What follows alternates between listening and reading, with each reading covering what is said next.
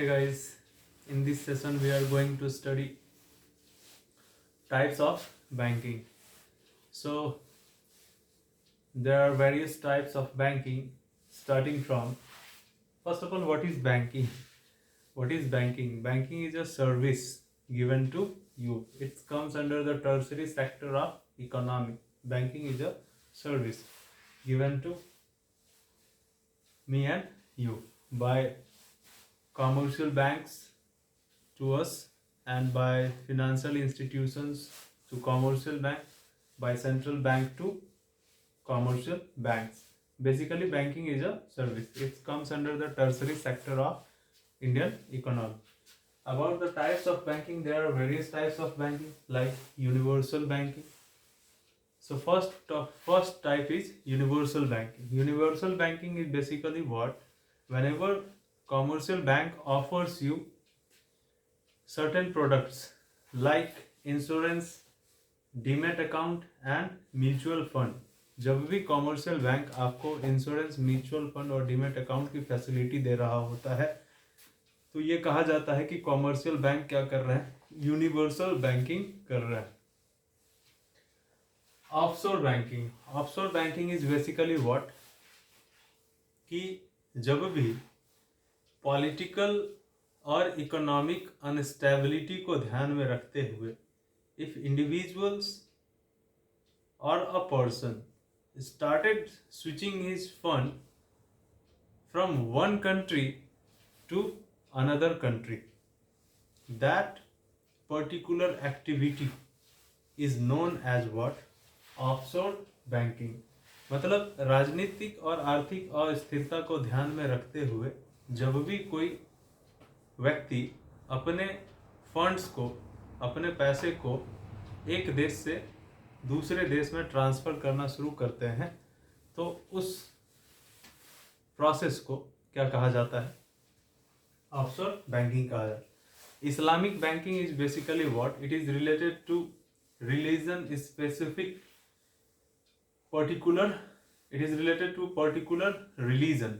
आप ये कहिए, ऐसा समझिए कि इस्लाम धर्म से जुड़ा हुआ खास एक रिवाज. कहने का एक बात है, कहने मतलब समझने के लिए आप ये समझें कि इस्लाम धर्म में सूद लेना और सूद देना क्या होता है? ये सही नहीं माना है.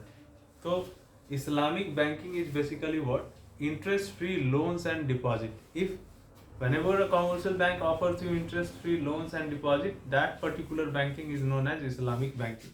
सर ऐसा अभी है क्या? इंडिया में ऐसा प्रैक्टिस है क्या? बोला नहीं. आरबीआई के द्वारा जितने बैंक्स इस्टेब्लिश, आरबीआई के अंडर सेकेंड शेड्यूल में, यानी कि सेकेंड शेड्यूल में जितने भी बैंक लिस्टेड हैं अंडर आरबीआई एक्ट 1934, तो वैसे बैंक जो है अभी ये फैसिलिटी प्रोवाइड नहीं करते. बैंकों का व्यापार ये क्या है? इंटरेस्ट चार्ज करना. ठीक है. तो interest free loans and deposit, whenever a commercial bank offers you interest free loans and deposit, उसको क्या बोलते हैं? इस्लामिक बैंकिंग बोलते हैं. ठीक.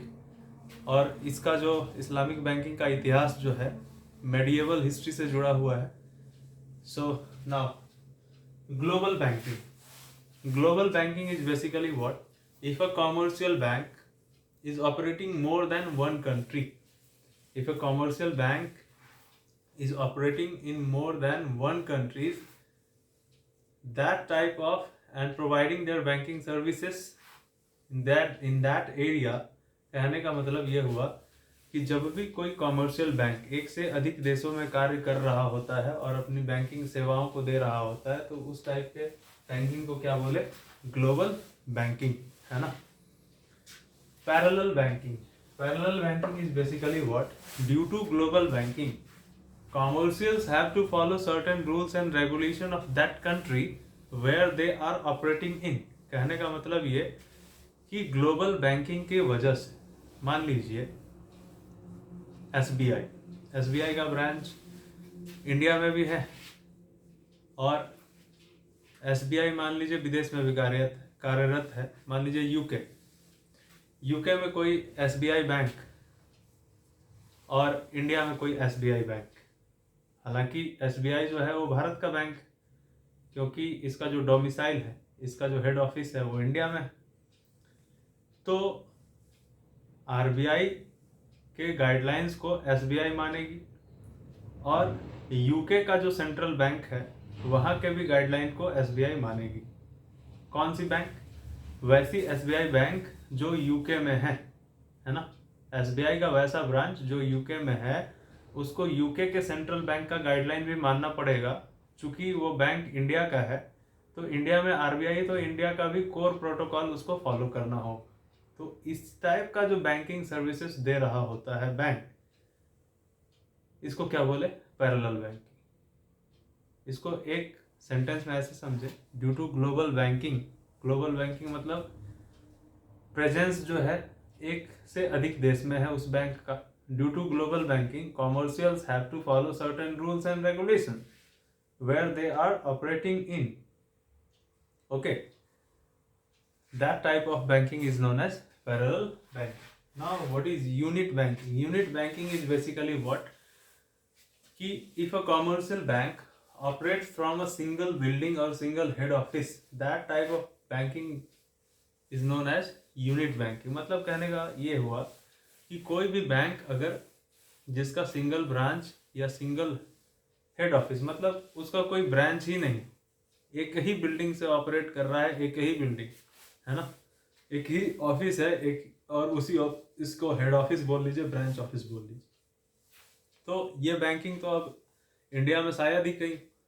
तो इस टाइप का जो बैंकिंग है उसको क्या कहते हैं? Unit banking. Whenever bank operates from a single building और single head office, that type banking is known as unit banking. Branch banking, branch banking is basically what कि whenever commercial bank operate in hierarchy. Hierarchy कहने का मतलब tree like structure. Tree like structure ऐसा कि एक यहाँ पर zonal office है, यहाँ पर ब्रांच ऑफिस है और ये हेड ऑफिस है, ठीक। तो ट्री लाइक स्ट्रक्चर है, एक हेड ऑफिस हो गया, फिर जोन का ऑफिस हो गया, उसके बाद ब्रांच का ऑफिस हो गया। तो जब भी अभी लगभग जितने भी बैंक हैं, कॉमर्शियल बैंक हो या प्राइवेट बैंक हो, वो हिरार्की में ही काम करते हैं, है ना।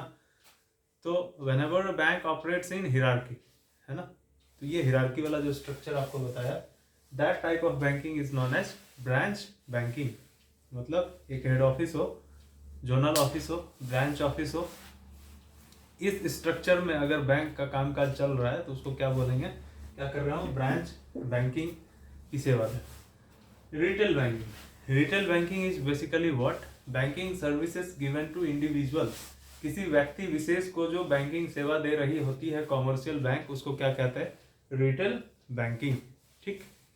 Retail banking, banking services given to individual is known as retail banking.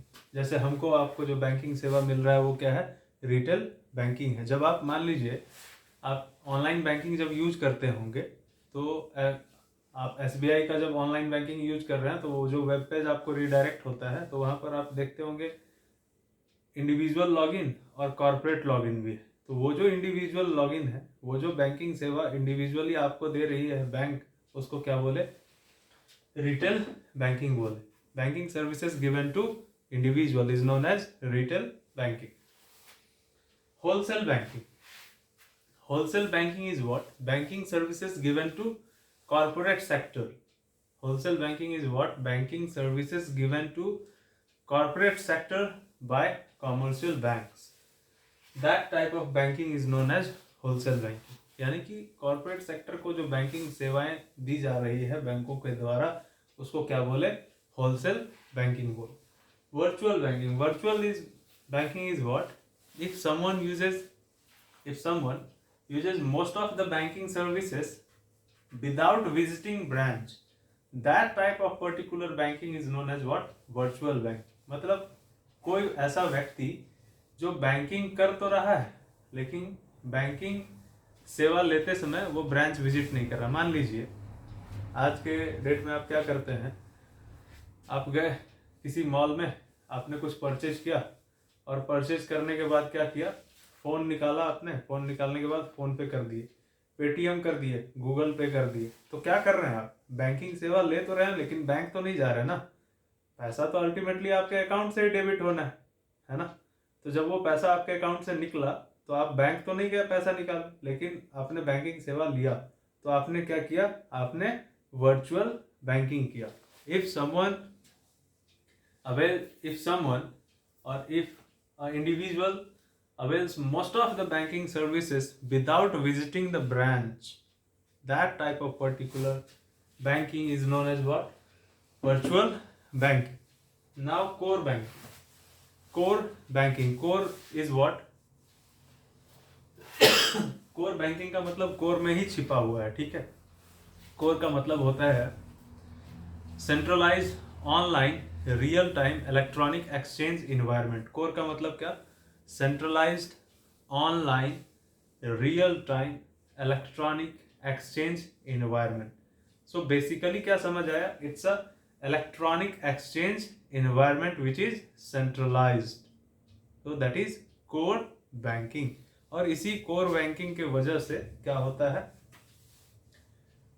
इसी कोर बैंकिंग के वजह से मान लीजिए आपका जो अकाउंट है जिस बैंक के ब्रांच में है, सपोज करिए आपका अकाउंट रांची में है और SBI रांची में आपका अकाउंट, रांची के किसी क्षेत्र में आपका अकाउंट, लेकिन SBI बैंक की जब सेवा लेनी होती है तो रांची से जब आप बाहर गए, मान लीजिए मुंबई गए, तो मुंबई में भी तो वो सेवा मिलता है आपको, है ना। मुंबई में सेवा मतलब कि आप मुंबई वाले ब्रांच में गए, बोले कि I need to withdraw money, है ना, और आपने क्या किया, मल्टी सिटी चेक निकाला और उस व्यक्ति को दे दिया।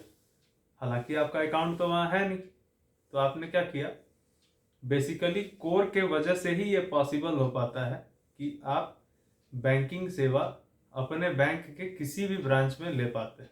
तो that is core banking, centralise online real time electronic exchange environment, electronically exchange environment जो कि सेंट्रलाइज्ड है, that is core. So guys, this is all about today's session. Thank you.